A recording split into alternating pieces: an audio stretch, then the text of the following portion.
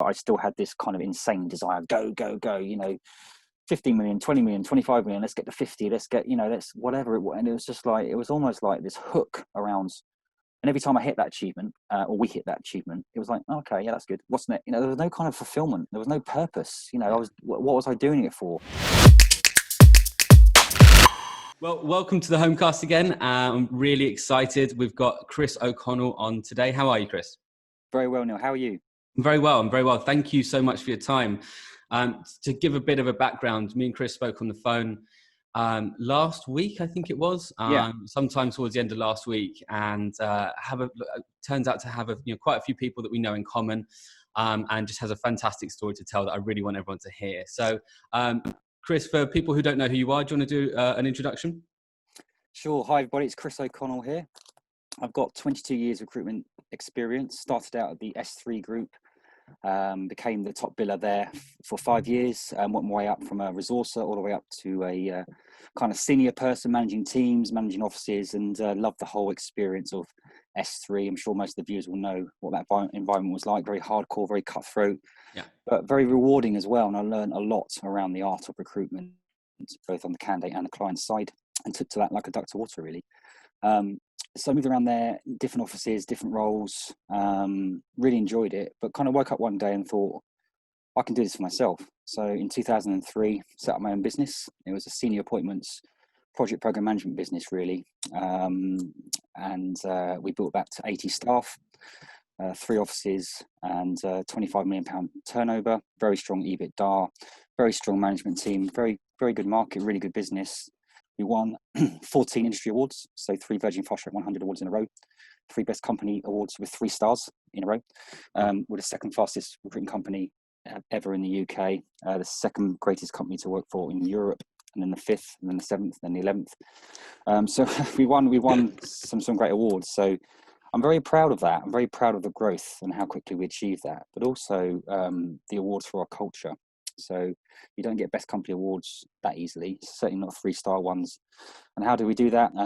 How we engage with our customers was really important, but also how we engage with our colleagues as well. So it certainly wasn't a one-size-fits-all approach. We really focused on understanding motivations and drivers and understanding everyone was an individual.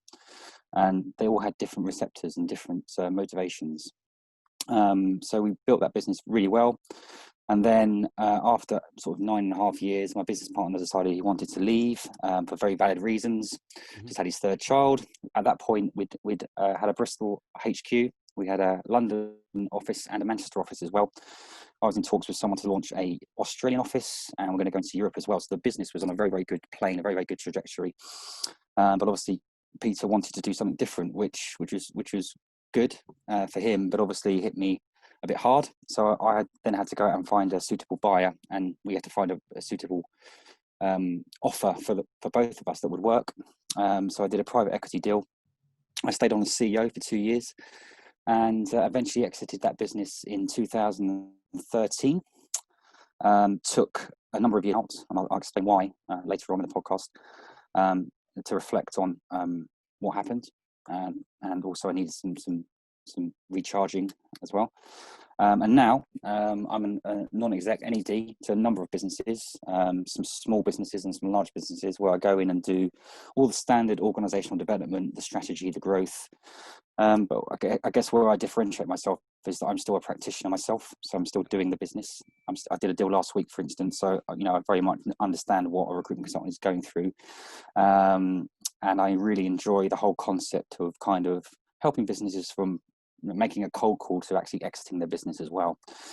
Also run a couple of businesses as well. I run a recruitment business, and we're doing very well. And also a kind of a mindset and coaching business as well. And also an ambassador for mental health and recruitment, which I'm really excited about as well. Oh, fantastic. There's a lot to be said around that last point. There's tons of stuff to touch on there. But I'm glad that is, an organization that's getting a lot more attention these days. I don't think anything like that existed when I started in recruitment. About the implications of mental health when it came to, both the environment and, just everything that can and can't happen. I don't think. How new is this organization?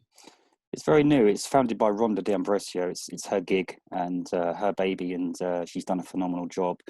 She's done a lot of periphery background work over the last several months, really. But she kind of launched it only a couple of months ago, really, and we've had a good impact already. The whole concept is to not just remove the stigma, which is gradually easing, but to create awareness, but also to create a platform where we can drive some change and actually implement some policies and procedures and some structure around how companies and individuals can not only cope with it, but also find a different way to actually deal with it.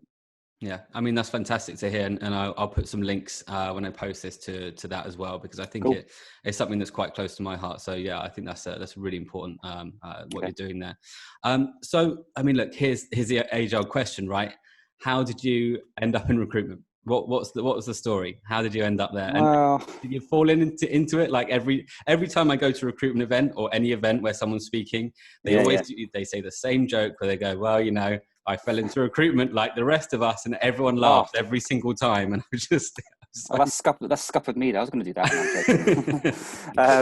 So yeah, I did actually fall into it. But anyway, from a very young age, I wanted to run my own business. I think from the age of 2 or 3, and I think that was born out of some childhood trauma that happened to me, which gave me my drive and resilience, which again I'm happy to touch on. But essentially, I always wanted to run my own business. So I walked down our local high street with my CV, put it into 4 or 5 agents, got an interview at Computer Futures back at the time.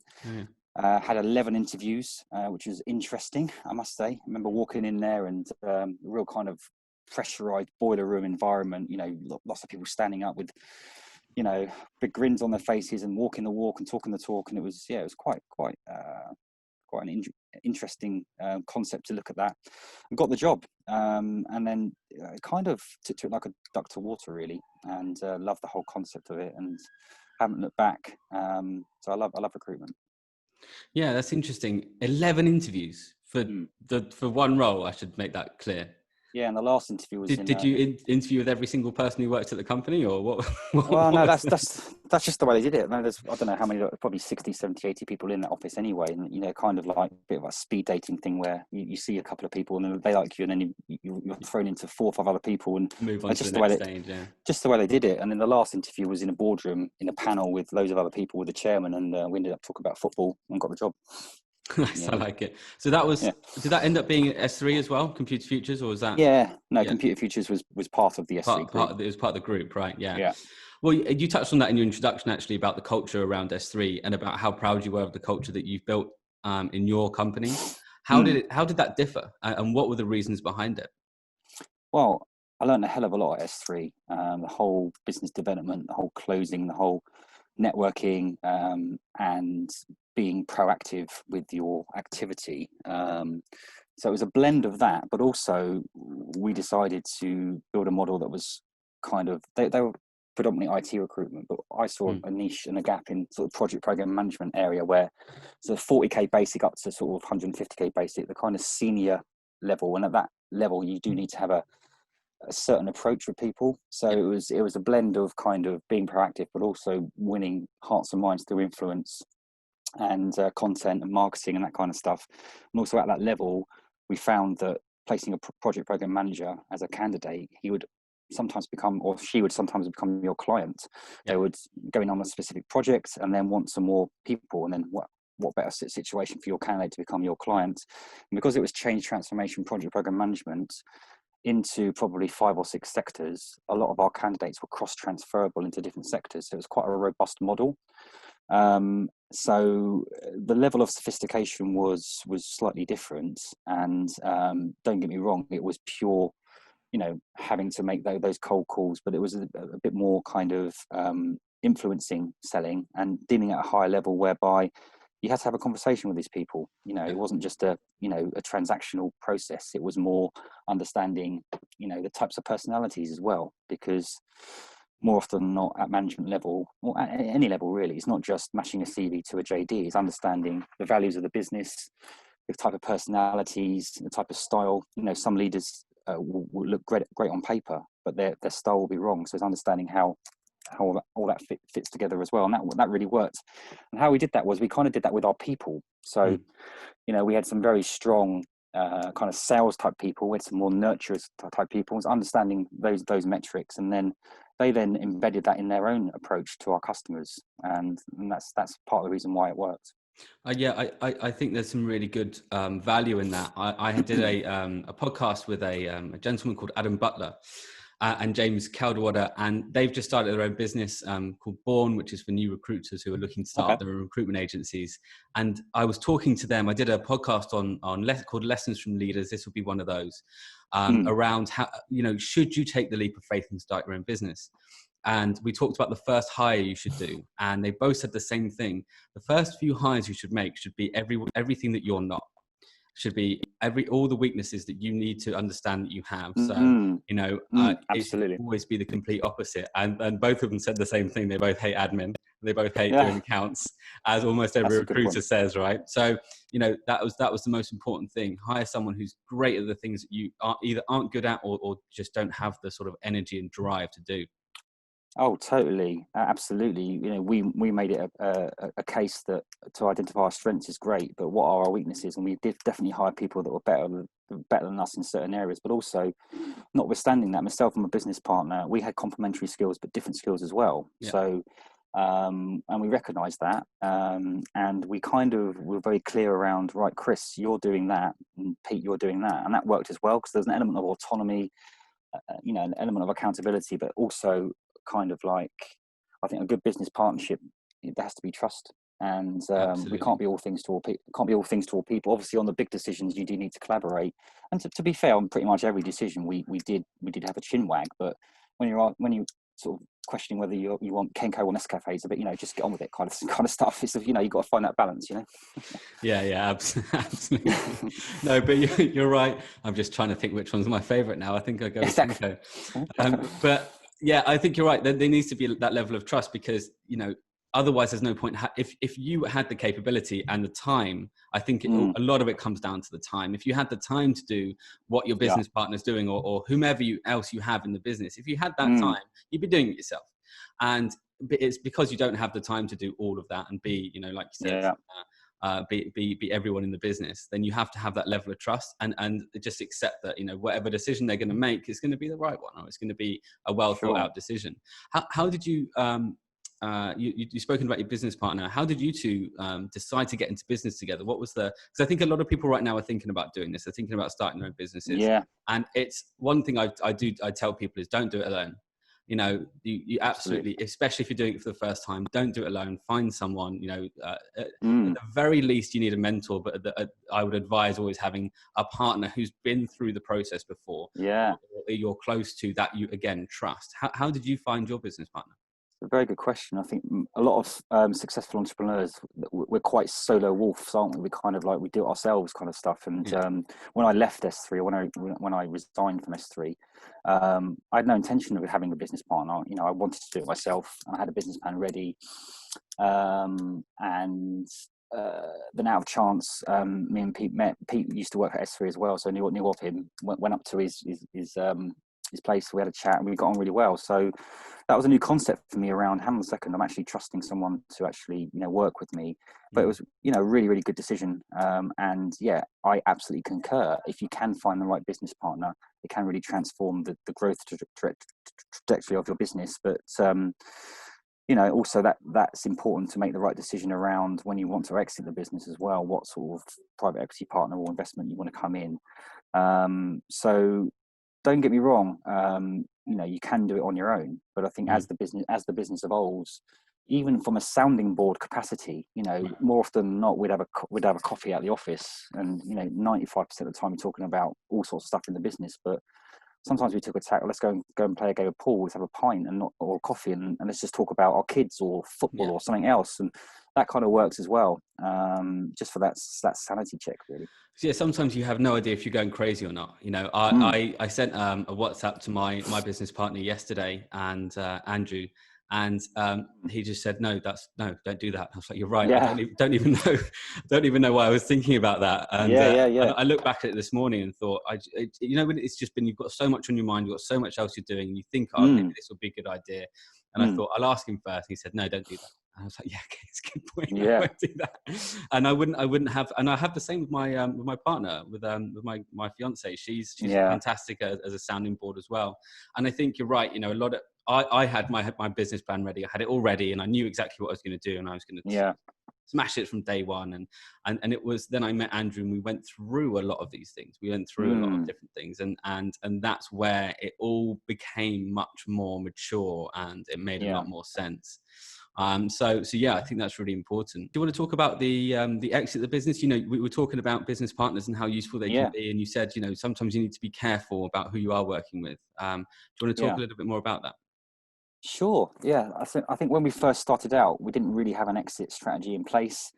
And I would urge people actually to think ahead of the curve. And even if you're not thinking of having an exit, always try and get prepared, because you never know what's around the corner. So as I said, sort of 9 years in, Peter decided he wanted to leave. So I had to go and find a buyer and a good offer that would suit me and him.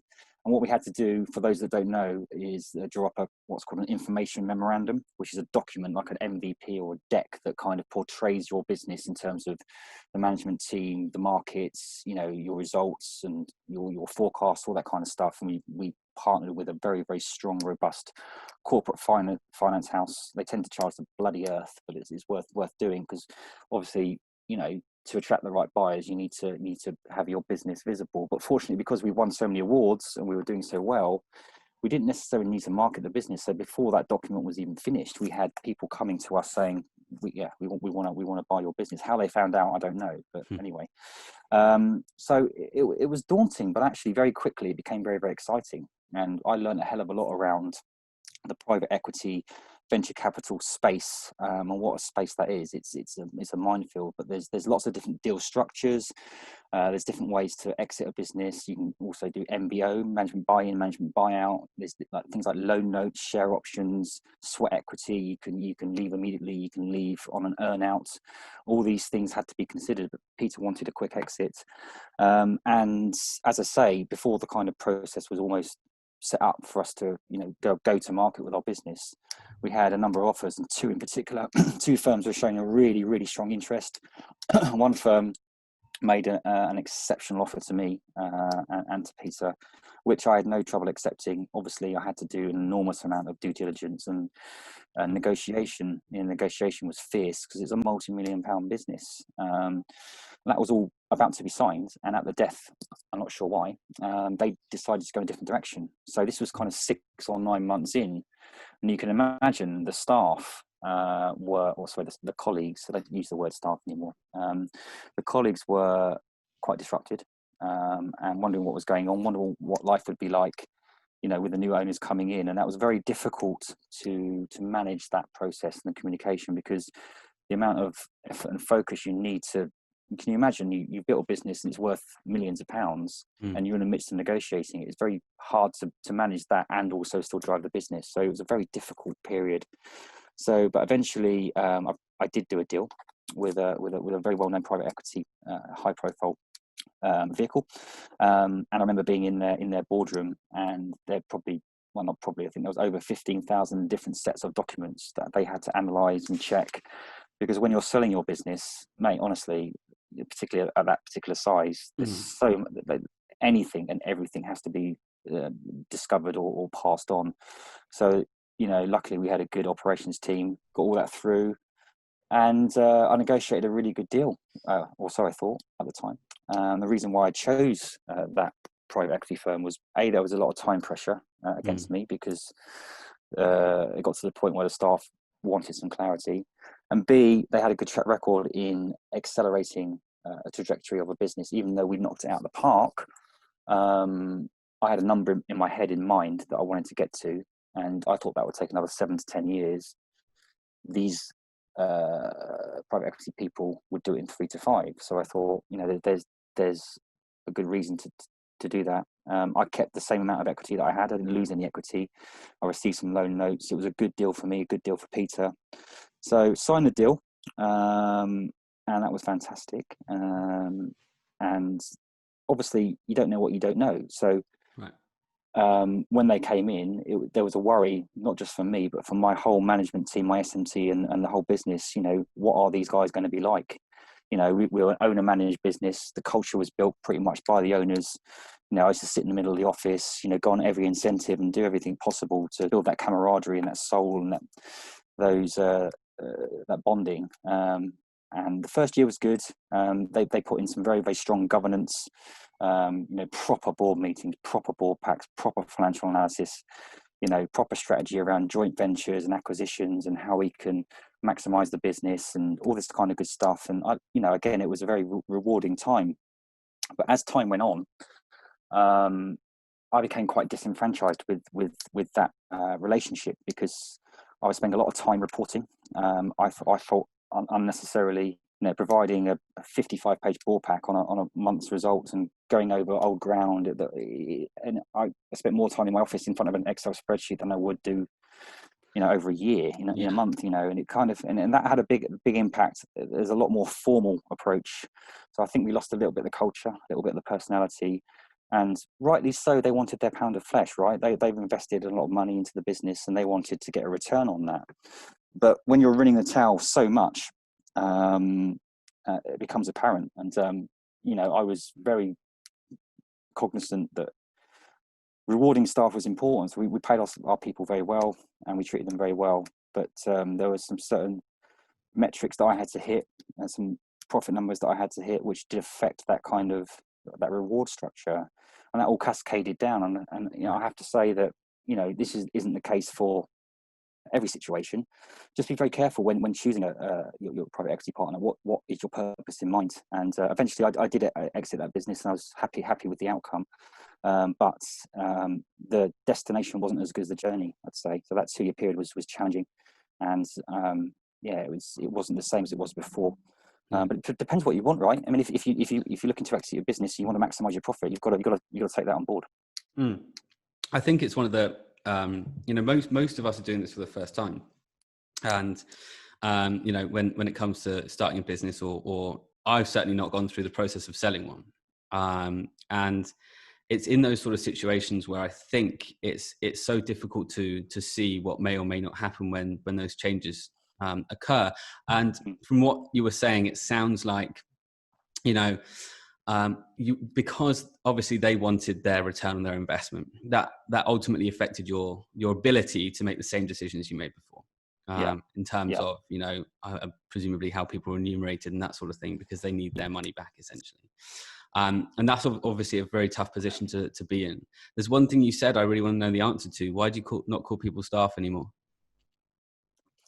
Because they're colleagues, and a good leader works for their people, not the other way around. And I think that some of the stuff that I'm educating and influencing and guiding my leaders on, in terms of when I go into a business and coach them, is that it's about the engagement. And actually, the old school way of kind of telling, not showing, doesn't work anymore. You have to get down with the kids to an extent. You have to be a bit more vulnerable. You have to support them. You have to guide them. You have to listen to them, and you have to show up and be prepared. You have to show up and be prepared not to do something. I can't get this right in a minute. You have to show up and don't ask someone to do something you're not prepared to do yourself. It's really important to do that. And I think that, back in the day, that kind of leadership did work. But yeah, so no, I completely agree. I think it's very hard to explain to someone, it's very hard to tell someone to do something in a certain way if you're not willing to do it yourself.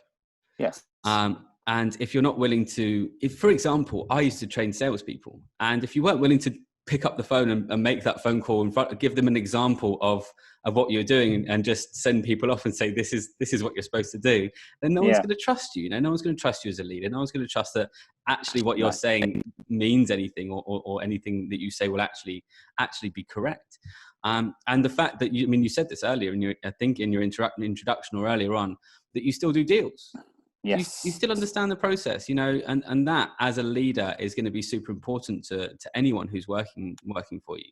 Yeah, and I think that was also the catalyst for the initial growth. The first 5 years, I was running an interim desk, knocking it out of the park, billing 400 grand a year and running the business, and that the power of that is brilliant. So then when I walked into the floor, they didn't see me as, oh God, Chris is the leader. Well, they just saw me as a leader, but they didn't see me as, they could really relate to me. So I could sit down with someone, in the middle of the office, as I did, and do a coaching session on the floor.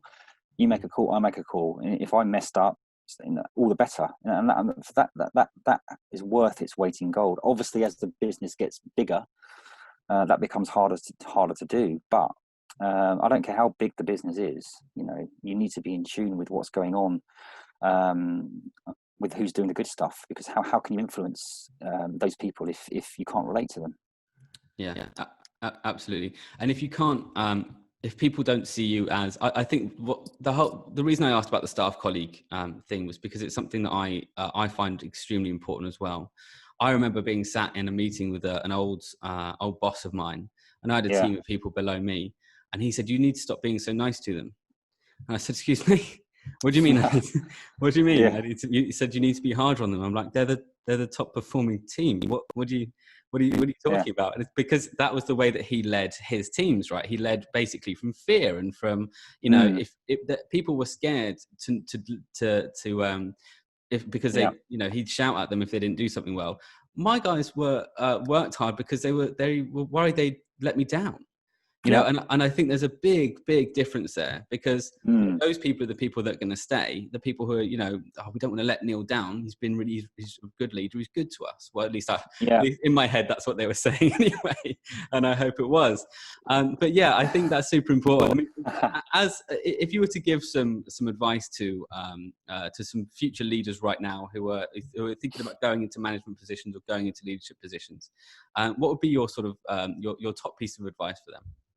Well, I think a good salesperson doesn't automatically make a great leader. I've had so many instances where top billers, absolutely flawless, exceptional in their role, and they step up to become a leader, and they fail. And I think that's mainly because they think that their way is the only way, or the person that they're managing has to do it their particular way. And I think certainly, you need to have certain tips, tricks, and processes as a leader. But again, it goes back to identifying what makes that person tick. Even talking about incentives, we took people to Ibiza and the Monaco Grand Prix and Vegas and all sorts of places. Wow. Amazing. We saw the Ricky Hatton fight in the MGM Grand, which was brilliant. All that kind of stuff, brilliant. But actually, some people didn't like that, and we thought they did. Just because I liked it doesn't mean they like it. Yeah. And that cascades down into how you, like, even if you deliver a training course, some people like presentation, some people like role play, some people like interaction. And it's about, as a leader, it's about understanding that, sometimes you do have to do something that everyone has to adhere to. But ultimately, it's just tapping into what makes that individual tick, and always be learning as well. So I fell into the trap of being very successful, but thinking that I couldn't be trained in anything. I don't need a mentor. I didn't follow any of my competitors, and I think that's changed as well. I've now got 2 coaches for myself. Who coaches the coach? Who leads the leader? Everyone needs guidance. And also, I think the market is changing. I'm trying to influence that around. Recruitment agencies themselves, up until recently, would never commend or say well done to a competitor. Well, look at LinkedIn. Yes.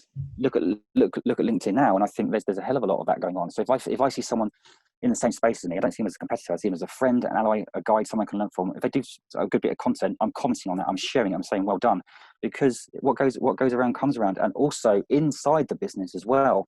Yes, you need to have league tables. Yes, you need to have competition, but ultimately, it's what is the best way for us as a business to execute that with the client. Is it John's key account, but he can't deliver on that? Is it best that he shares that with someone else? And is that kind of tweak, I think, that's happening. It's really exciting, quite fascinating. Yeah, I think so. And you're right in that sense. People typically would be very holding their cards close to their chest. They wouldn't want to give anything away, because for some reason everyone thought they were very unique, right? The amount of recruitment people I spoke to over the years who have a USP, and I'm like, you can't all possibly have a USP. You can't. You're not all that different. You can't possibly. You can be different. It was relatively, I'm sorry, I'm going to offend a lot of people here, but it was relatively easy to make yourself stand out in a positive way a lot of the time in the recruitment industry. But that wasn't necessarily because you had some unique thing that you were doing. It was just because you were doing things 5 or 10% better than the rest of the market. And that's a lot of the time, that's all it takes, is just be 5 or 10% better than your competitors, and build some trust from it. And with the whole LinkedIn piece right now, you're right. People used to do, like, put awful posts out about their competitors, not name names, and just try and dig at people because they had nothing better to do, you know. And I don't know why, but I know I won't name any names or any companies, but I used to see it all the time. But now you're right, you know, I what you said about you know, getting to your level of success so quickly, you must have felt like, I can't put a foot wrong, right? So when it came to, you know, why would I need your advice? Why would I possibly need to hear from you? Look at what I've done. Look at the achievements I have. And it must have taken a lot for you to change your sort of attitude around that. And one thing that an old mentor of mine taught me was that, you know, wisdom can come from anywhere. You know, it can come from someone who's been in the business for a week and has a week's experience in the industry, or it can come from someone who's got 50 years experience in the industry, or it can come from someone random that you've just met in a bar, for example. Wisdom can come from absolutely anywhere. And one of the hardest things to do if you are successful in whatever industry you're from, or whatever role, is to be open enough to listen to them and not automatic. I have that in my mind as well sometimes when I hear someone talk about what I do or what I think I'm great at, and I go, no, you're just wrong. But no, not necessarily, you know. And it's I think it's really important to always make sure you're open to hearing that. I mean, when did that change happen for you? I think probably when I kind of exited the business and it didn't transpire in the way that I thought it would, you know, that period of reflection. So I, as you might imagine, to get to that stage, I sacrificed a lot. You know, I was doing emails at 3 o'clock in the morning. I lived and breathed that business. I lost relationships with my son, girlfriends, my health. You know, I was suffering from mental health problems as well back then, to be frank with you. I put everything into it, but I still had this kind of insane desire, go, you know, 15 million, 20 million, 25 million, let's get to 50, let's get, you know, let's whatever it was. And it was just like, it was almost like this hook around. And every time I hit that achievement, or we hit that achievement, it was like, oh, okay, yeah, that's good. What's next? You know, there was no kind of fulfillment. There was no purpose. You know, what was I doing it for? So I think taking that time out and reflecting on you know, a phenomenal achievement, but what is success? I deem myself as more successful now, and I'm richer now in fulfillment than I was back then financially. But because I think I'm giving back to the sector, I'm showing my true self. You know, I used to put a suit on back in the day and become this very stoic person, but actually deep down I was a, I won't say quivering wreck. That's a bit harsh on myself.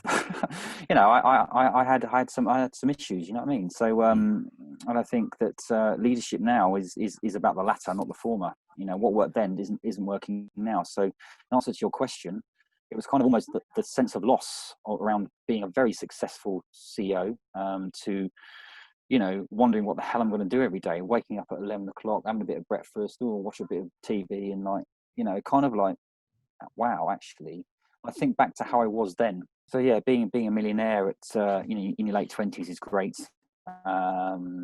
And having all the watches, all the material, you know, the cars, the houses, and everything else, the holidays is all great. But actually, the genuine connection, the genuine purpose, the genuine fulfillment wasn't there. And you know, I think that we need to be very careful about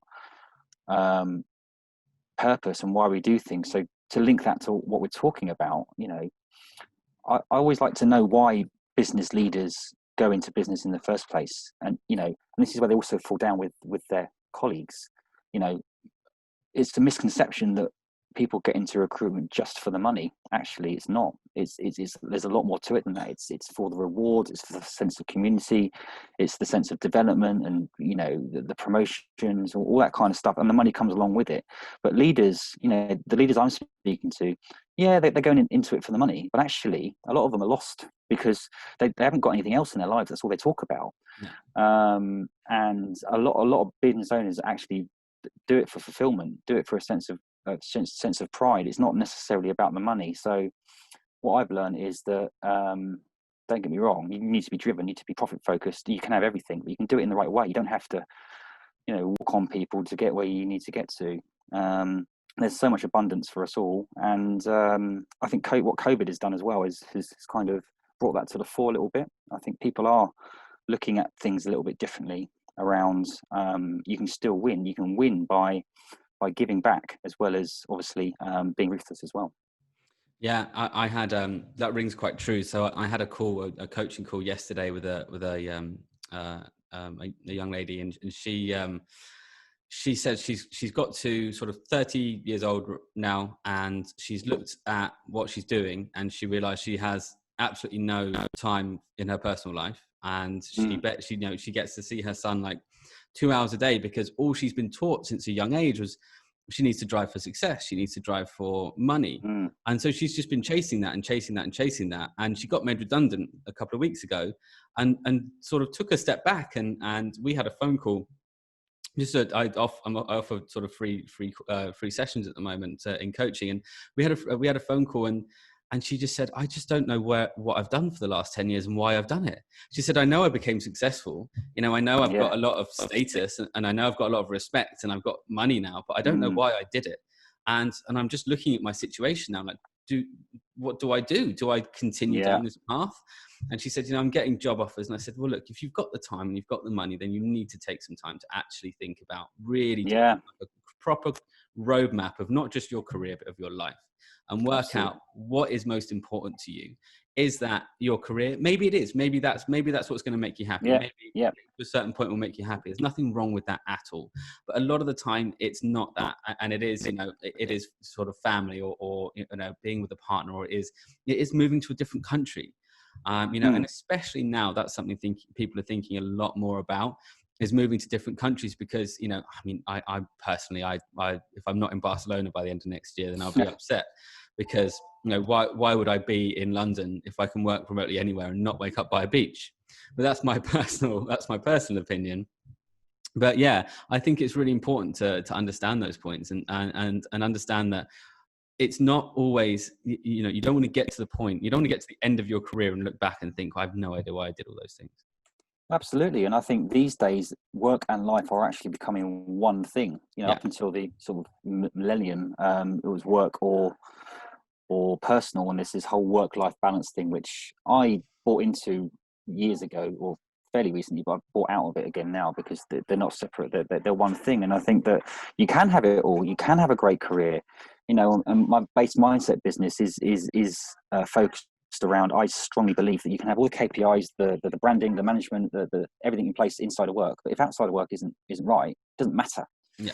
So, things like personal development, things like social things like relationships, things like purpose and spirituality, all that kind of stuff, exercise, and you can live a very, very fulfilled life and be very productive and be very rich in not just financial terms, but all the other terms as well. And this is why I think actually there's so many good positive things about this pandemic. The amount of meetings I'm having on Zoom, I'm having 20 times more meetings than I would ever have. Right. So the productivity levels that I'm experiencing and achieving are through the roof. And going are the days where, the whole office environment, getting 8 o'clock and work till you die kind of thing. It just doesn't work anymore. It's so bad for you, isn't it? I did the same. I was working in the American market and the English market, so it was 9 a.m. till 4 a.m. California time, which was just an unhealthy thing to do. It's just terrible. Yeah. And it's one of those things where you do that for about 3 months and you have a little bit of a breakdown, and then you. Yeah. My breakdowns would be, I remember telling my old CEO, it's like, well, I just, if you're aware, if you want me to work these hours consistently for the next 3 months, I'm going to need a week off at the end of each stream. Because I'm happy. Look, I love the job. I love what I'm doing. I love building this with you. But if I'm working from 9 a.m. till 4 a.m. in the morning every day, Monday to Saturday, I'm going to need a week off at the end of that 3 months, right? And that was, that was something that I thought was, a sensible way of working, and I really enjoyed it. And at the time, I was speaking to you now and speaking to this young lady yesterday, and it just seems like I was doing it because I enjoyed it. I was doing it because Yeah. it was something that it was an amazing thing to drive for, an amazing thing to be doing. But with no real, and I didn't have a plan about where I wanted to be. I didn't have a plan about, you know, what was really important to me. And I do have this distinct memory in my head of my other half just sat in the kitchen when I'm on a phone call at 3 o'clock in the morning, going, Yeah. "Why are you still awake?" You know, and Yeah. what are you doing? Well, At but the time, didn't even think about it. You know, it was what I was doing. So yeah, there's a big play on kind of solopreneurs at the moment, isn't there? Like one man bands, yeah, but also small to medium sized businesses. You know, 0 to 10 or. But the point is, it doesn't matter how big your business is. If it's just you or you've got 5,000 people, I think that the beauty of being an entrepreneur is that you can control your own destiny. So sometimes yeah, I might wake up. This will sound a bit bizarre, but I might wake up at 3 o'clock in the morning. 3 o'clock in the morning, do 3 hours work, knock it out of the park, then have some breakfast, then have a snooze, then go to the gym, and then do something at 5. You know, that kind of flexibility is what people want. You know, and actually you right. can become more productive. You know, rather than 9 o'clock until 6 o'clock. You know, by 3 o'clock you're tired anyway. And but what I want to get across as well is that it's not the death of the office. I think there's a value to the office still, Mm. and the office should be a place where there's a community where you can check in, you can feel comfortable, you can share ideas, you can look someone in the eye, you can have a bit of camaraderie. So I'm finding the blend of maybe 2.5 days in the office and the rest work from home is a really good kind of way of actually building the engagement, keeping the motivations high, keeping that sense of community. Because if it's just work from home, that can have disadvantages as well. So I think there's a blend of the two can work really well. I think you're right. And I think there needs to be a choice. I think if someone wants to go to the office 5 days a week, then they should be allowed to. You know, they can go to the office 5 days a week. If someone wants to go, you just set a minimum, don't you? You say, look, Yeah. I need you in. I need everyone in every Friday because we're all going for drinks after work. You know, Yeah. or something along those sort of lines. I need to see you all once a week because I'll miss you otherwise. But giving people that choice, I think, is Absolutely. important. Yeah. So I really wanted to, because you've got so much experience, and we could probably talk for the next 3 hours about everything that you've done and built and gone through. But no, I don't remember the last time I spoke to someone who's gone through the stages that you have to get to where you are now. So, and this is probably a really difficult question to ask and a really difficult one to answer. Okay. If you had to give, so your top 3 sort of lessons from everything that's happened over the last X amount of years, what would they be, like, to someone who's either coming up in an industry right now, or someone who's starting to think about their own business? What would you tell them that you wish you could have told yourself 15 years ago, 10 years ago? Well, I think obviously you have to have drive and energy, and it is all about pushing forward. But sometimes slowing down to speed up can really, really help you. And what I mean by that is that yes, go full throttle for all your objectives. But I guess where I fell down was I didn't breathe. Every minute that I had was focused on how I would drive the business forward, and eventually that caught up with me. So it's considering the other elements outside the business. If you can find a way where that 10-15% of time that you're spending on the business, look at the type of friends you're hanging around with, your diet, your exercise, all that kind of stuff outside of business, can really have a positive effect of how you actually engage with your staff. Because I was so I was so stressed with at some points that it affected my leadership. And I was stressed because I didn't have anything else in my life. I was losing relationships, I was losing health and fitness, and I didn't have that balance. So in a nutshell, I think that yes, be focused, but just consider all the other elements outside of work. I think it's really important to have a guide and a mentor or a sounding board. As CEOs or leaders, it can be quite a lonely place, and it's about being humble enough and losing the ego to say, Andy, John, whoever, your mate, your colleague, your friend, or even a competitor or whatever it is, and say, look, I'm struggling. I need your help on this. And thirdly, I think it is to understand that I think that no one's perfect, and touching on the mental health and well-being piece again. I think that they say that 1 in 4 people have mental health problems, but that's actually incorrect. Everyone's got a mind, so everyone has mental health, and that can be good mental health, it can be bad, it can fluctuate. What I'm trying to say to that is that you need to have good people around you. You need to be open, and as a leader, I always took the tax of no one is superior, and no one is inferior. And I did that from a very, very young age. That's how I was quite good as a consultant at S3, because I wasn't in fear of anyone on other end of the phone, but also treat my colleagues, the same level as me. So as a leader, as you touched on before, no idea is a bad idea. It's encouraging your colleagues at whatever level to be comfortable enough to say, actually, Chris, have you thought about this? Or, this isn't working.